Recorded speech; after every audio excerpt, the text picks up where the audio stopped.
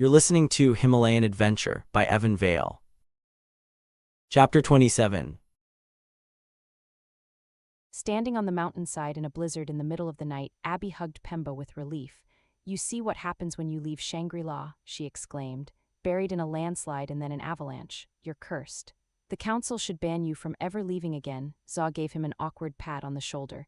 "I'm glad you're, okay," he stated.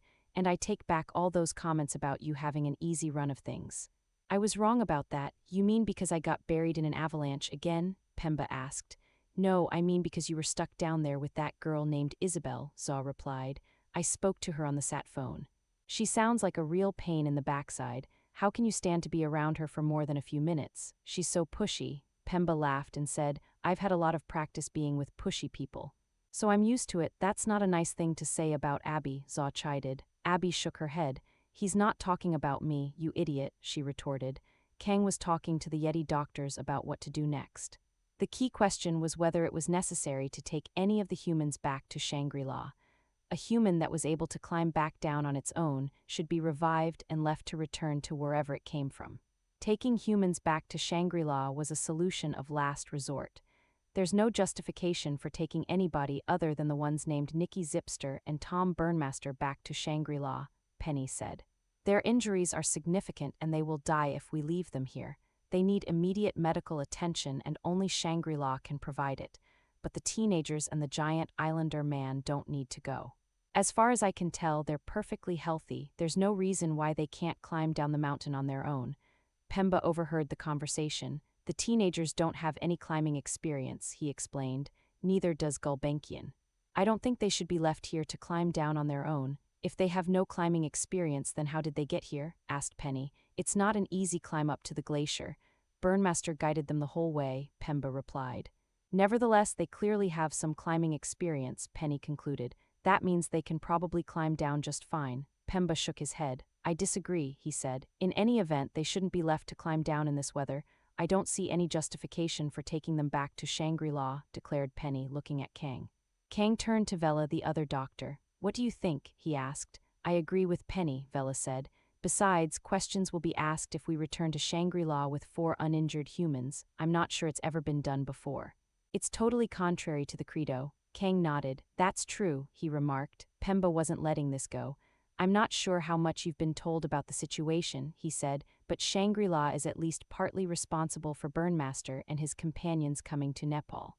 That's why Zaw, Abby and I were given the job of protecting them. They're not just hobby climbers who took too many risks and got themselves in trouble. We need to take that into account." "It doesn't matter why they are here," replied Penny. "They are healthy enough to climb back down the mountain and they'll probably make it down just fine." "Did you really just say, they'll probably make it down just fine?" Pemba protested. "I'm sorry, that's not good enough. We need to be sure. Every time we make the decision to let a human climb down a mountain, we are never 100% sure they'll make it to the bottom," Penny explained. "This situation is no different. What about if we return them to Shabrubesi?" suggested Vaile. "That way we can ensure they make it down the mountain safely and avoid taking them to Shangri-La." Kang considered the suggestion. "We would have to keep them sedated the whole way to make sure they never know they've been saved by us," he mused. "Shabrubesi is several days' travel from here. That's a lot of sedation." "The drugs we're using aren't designed for long-term sedation," said Penny. "The risk of side effects goes up the longer they're kept asleep, especially for the teenagers. They shouldn't be kept under for more than 2 days maximum, so I don't think that taking them to Shabrubesi is really an option." Kang became silent as he considered what to do. He looked over at the human sleeping forms, each one being cradled by a member of his rescue team. The humans were in remarkably good physical condition, given that they had jumped into a crevasse to escape an avalanche. Many climbers would have died in circumstances like that. It was even more remarkable that the teenagers had survived. In his many years' experience in the mountains, these were the youngest human beings he had ever rescued. They looked more vulnerable than adults. He was surprised they weren't all dead. "Why are none of the teenagers injured, but the adults are?" Kang asked suddenly. "Burnmaster told us to protect them for the jump into the crevasse," Pemba said. "I grabbed Twigger, Gulbenkian grabbed Laheeti, and Burnmaster grabbed Isabelle." Kang looked at him. "Putting their own lives at greater risk," he mused. There was a moment of silence while he made his decision. "They seem to be good people," he said. They protected their kids, we will do no less. All the other options involve unacceptable levels of risk. That leaves only one choice, take them to Shangri-La. The two Yeti doctors accepted his decision with quick nods. Kang moved away and began speaking to other team members. Pemba rubbed his eyes tiredly. You look sad, Penny said, but the humans are going to Shangri-La. Isn't that what you want? Yes and no, Pemba replied. I want them to be safe, that's true. But our job was to make sure they have a safe time in Nepal, find absolutely no evidence that yetis exist, and leave empty-handed. We failed the first part of that job when they were buried in the avalanche. Now we've failed the second part, seeing as they are going to be taken to Shangri-La. His voice trailed off. One more failure and you get a set of steak knives? Penny asked gently. Pemba shrugged and muttered, more like grounded for the rest of my life. The rescue team collected their rucksacks and prepared to leave. It would be a 2-day journey back home, and the humans would be kept sedated the whole way. It meant the rescue team could travel faster, but above all else, it prevented the humans from learning the secret location of Shangri-La. To a beginner, one mountain looks basically the same as another, but an experienced climber like Burnmaster might be able to remember the way to Shangri-La after seeing it just once. It was therefore particularly important that he remained asleep the whole way. The Yeti doctors made sure of it. Being carried by a Yeti was a rare privilege, but not necessarily a comfortable one. Owing to their injuries, Burnmaster and Zipster were strapped down on stretchers that were carried between two pairs of Yetis. The sleeping teenagers were simply carried in the Yeti's arms, like little babies being carried by their fathers. But that was where the comparison ended, because when such babies awaken, they gaze up at a familiar and loving face. But if the teenagers woke up mid-journey, they would get the shock of their lives. As they were about to go, Pemba suddenly remembered the Koreans. He quickly looked around, but there was no sign of them. The last time he saw them was the moment before he jumped into the crevasse. Wait, he said. There were 3 more humans with us. Kang, who had just flipped the white hood of his climbing toga over his head, stopped mid-motion. What are you talking about? He asked. 3 Korean guys joined our expedition on the way to Shabrubesi, Pemba explained. How we met them is kind of a long story, but the point is they were with us when the avalanche hit. Hugo came over. We checked that ledge in the crevasse before we left, he said. There was nobody else there, there's no way we missed them. Pemba shook his head and replied, they didn't jump into the crevasse. They stayed on the mountainside to face the avalanche. In that case, they probably died in the avalanche, Hugo grunted. It's possible, agreed Pemba, but they might have survived. These 3 guys were different. Kang frowned. What do you mean? He asked. Pemba shook his head as if trying to clear his thoughts.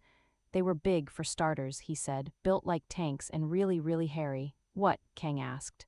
Hairy like yetis, sort of in between humans and yetis, Pemba explained. Kang made a mental note to ask Pemba about it later. And you think they could have survived the avalanche? He asked skeptically.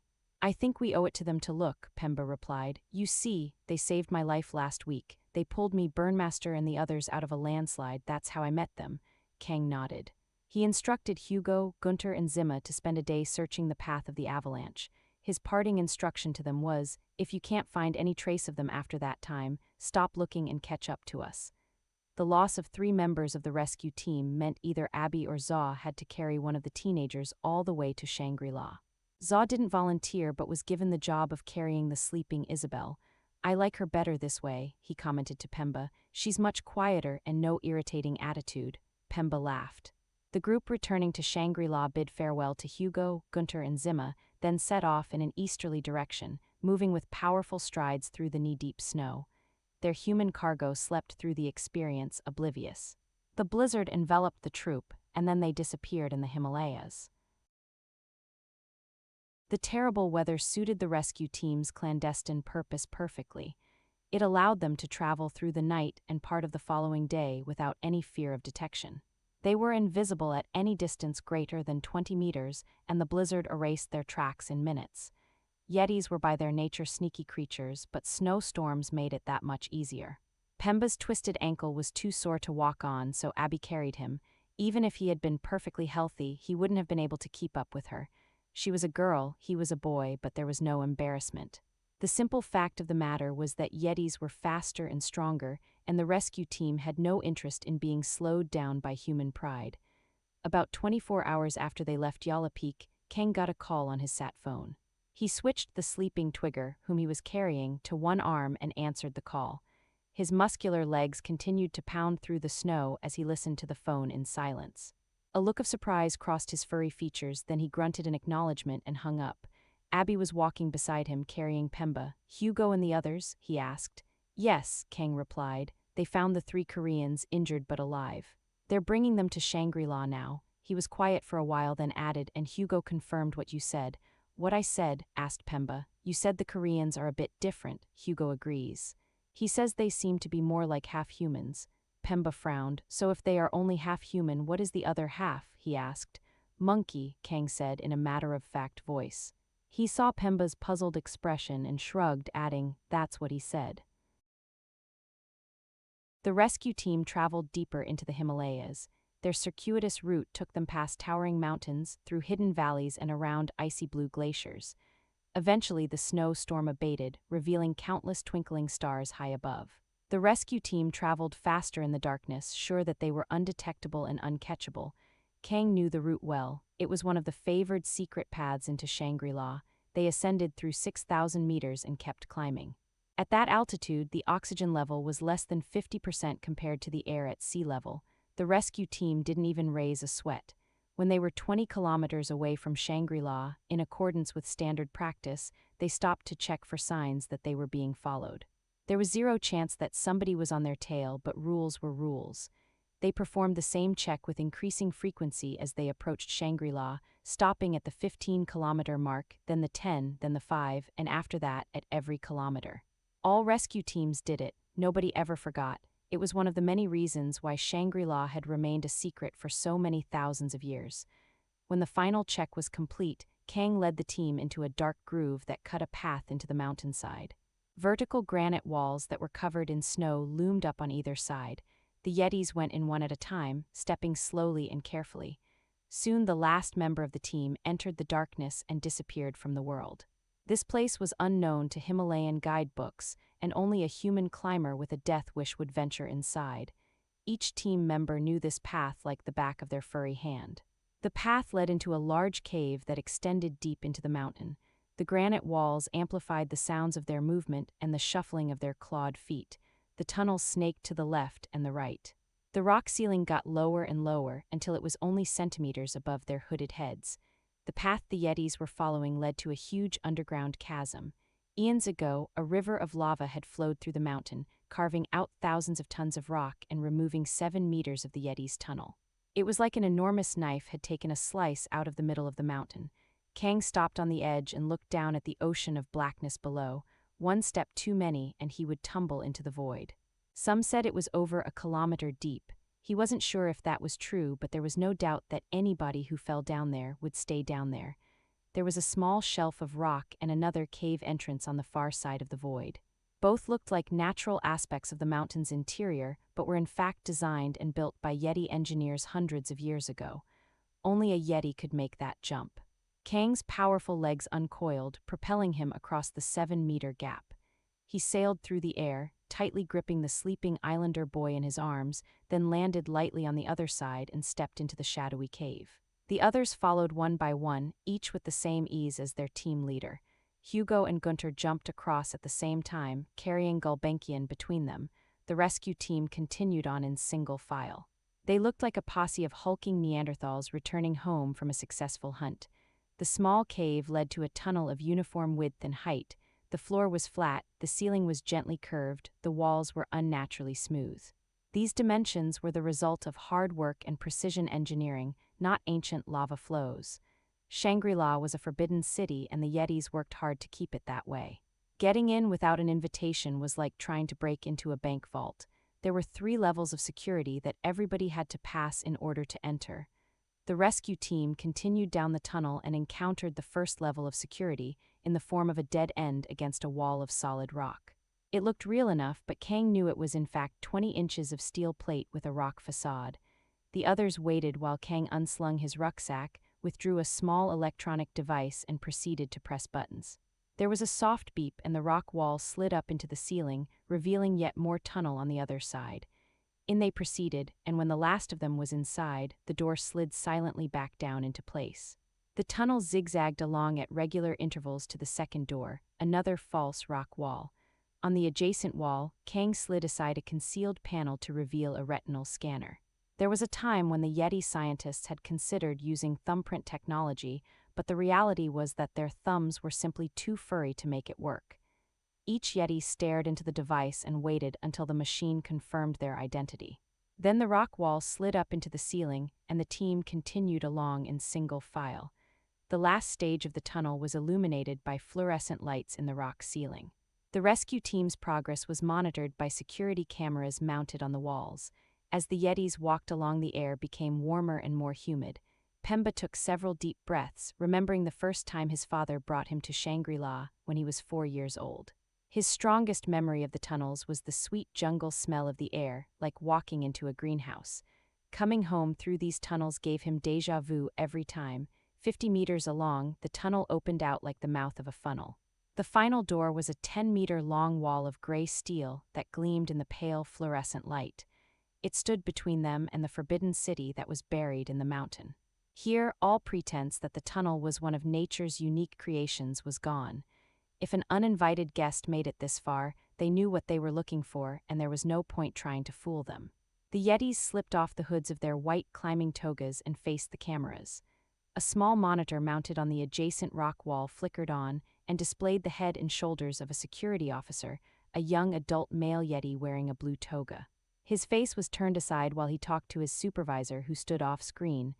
The muffled conversation continued for a minute or so. "What's the hold-up?" asked Rao, shuffling his feet impatiently.